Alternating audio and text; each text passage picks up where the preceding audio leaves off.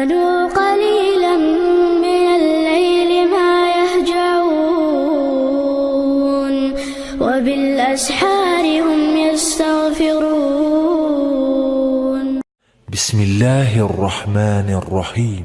الله نور السماوات والأرض، مثل نوره كمشكاة فيها مصباح، المصباح في زجاجة، الزجاجة كأنها كوكب دري يوقد من شجرة مباركة،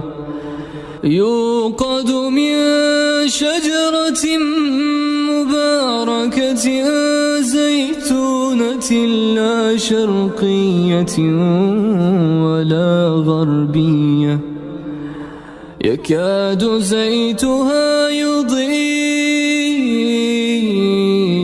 ولو لم تمسسه نار، نور على نور،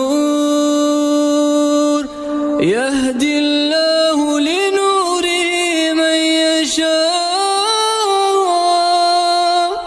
ويضرب الله الأمثال للناس، والله بكل شيء عليم.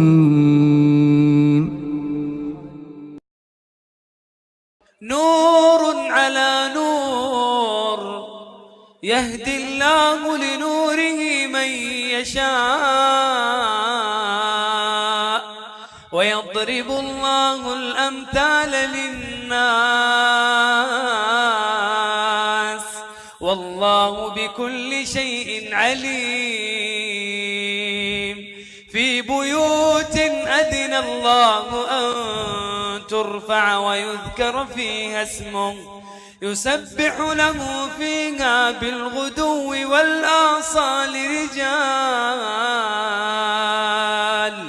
رجال لا تلهيهم تجارة ولا بيع عن ذكر الله وإقام الصلاة وإيتاء الزكاة، يخافون يوما تتقلب فيه القلوب والأبصار،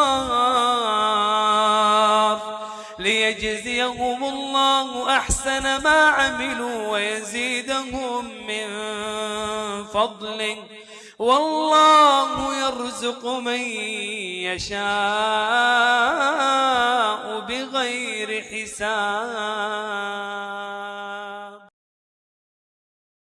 أإذا كنا عظاما نخرة قالوا تلك إذا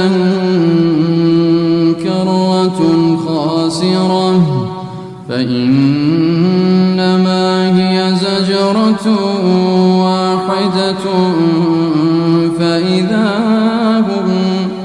فإذا هم بالساهرة.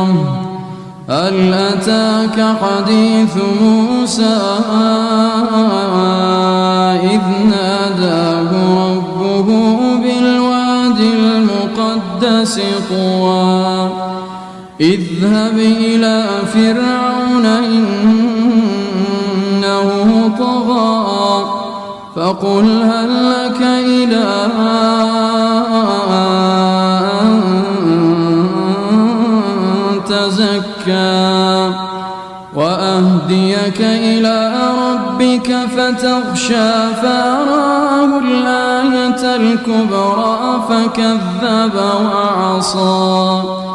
فكذب وعصى ثم أدبر يسعى، فحشر فنادى فقال أنا ربكم الأعلى، فأخذه الله نكال الآخرة والأولى.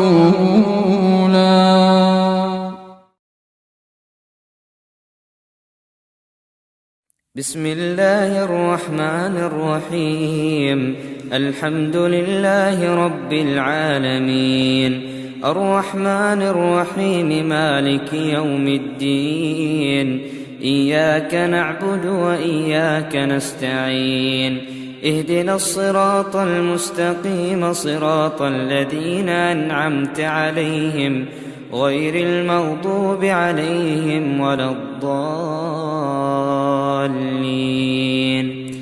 بسم الله الرحمن الرحيم نبئ عبادي أني أنا الغفور الرحيم وأن عذابي هو العذاب الأليم ونبئهم عن ضيف إبراهيم إذ دخلوا عليه فقالوا سلاما قال إنا منكم وجلون قالوا لا توجل إنا نبشرك بغلام عليم قال أبشرتموني على أن مسني الكبر فبم تبشرون قالوا بشرناك بالحق فلا تكن من القانطين قال ومن يقنط من رحمة ربه إلا الضالون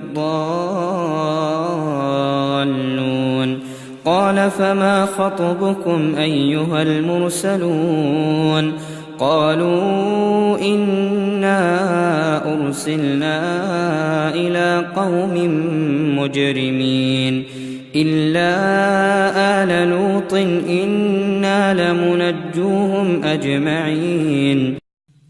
ولقد آتينا داود وسليمان علما وقال الحمد لله الذي فضلنا على كثير من عباده المؤمنين. وورث سليمان داود وقال يا أيها الناس علمنا منطق الطير وأوتينا من كل شيء إن هذا لهو الفضل المبين. وحشر لسليمان جنوده من الجن والإنس والطير فهم يوزعون حتى إذا أتوا على واد النمل قالت نملة يا أيها النمل ادخلوا مساكنكم لا يحطمنكم سليمان وجنوده وهم لا يشعرون. فتبسم ضاحكا من قولها وقال رب أوزعني أن أشكر نعمتك التي أنعمت علي وعلى والدي وأن أعمل صالحا ترضاه وأدخلني برحمتك في عبادك الصالحين. وتفقد الطير فقال ما لي لا أرى الهدهد أم كان من الغائبين لأعذبنه عذابا شديدا أو لأذبحنه أو ليأتيني بسلطان مبين. فمكث غير بعيد فقال أحطت بما لم تحط به وجئتك من سبأ بنبأ يقين. إني وجدت امرأة تملكهم وأوتيت من كل شيء ولها عرش عظيم.